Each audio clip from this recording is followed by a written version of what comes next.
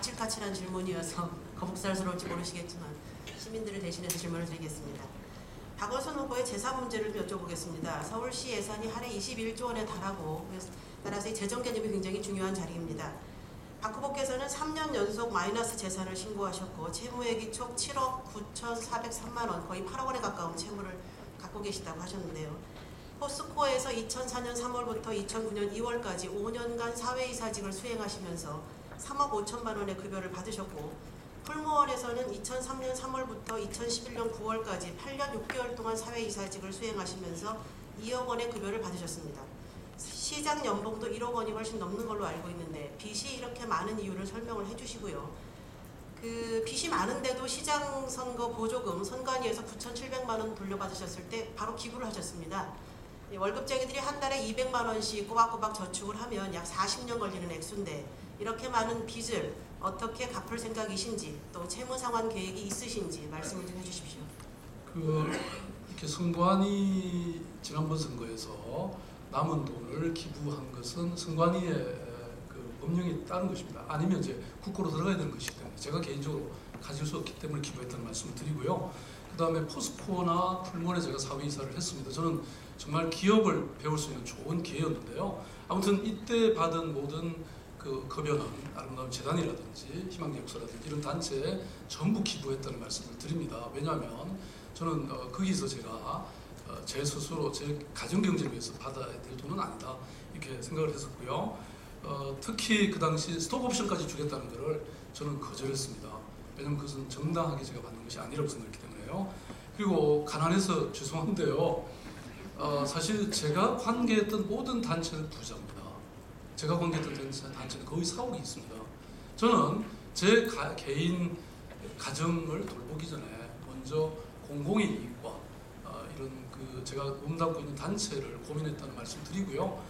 저는 송나라 시대에 범중엄이라는 사람이 이런 말을 했습니다. 천하의 걱정이 다 끝난 후에 자기 걱정을 하고 천하가 다 즐거워진 후에 자신을 걱정한다. 저는 이 말을 가슴에 새기고 있습니다. 저는 대한민국의 한 지식인으로서 또 많은 혜택을 받은 지식인으로서 무한 책임을 사회에 지고 있다고 생각합니다. 제 삶은 뭐 여러 가지 부족하고 모자라는 점도 있습니다만은 저는 이런 공공의 이익을 위해서 늘 바친 그리고 또 바쳐야 한다 그런 생각으로 살아왔다는 말씀드립니다. 네, 구체적인 채무 상환 계획은 아직 수립을 안 하신 것 같고요. 또 하나 추가로 질문을 드리겠습니다. 아름다운 재단의 실질적 산파이자 주역이셨는데 아름다운 재단이 2000년 설립 때부터 2012년까지 13년간 받은 기부 금액이 약 1,100억 원, 연간 연평균 84억 원 정도에 달합니다. 그런데 박 후보께서 사회이사직을 맡은 풀무원에서 14억 원, 포스코에서 8억 9,700만 원의 기부금을 받으셨고요.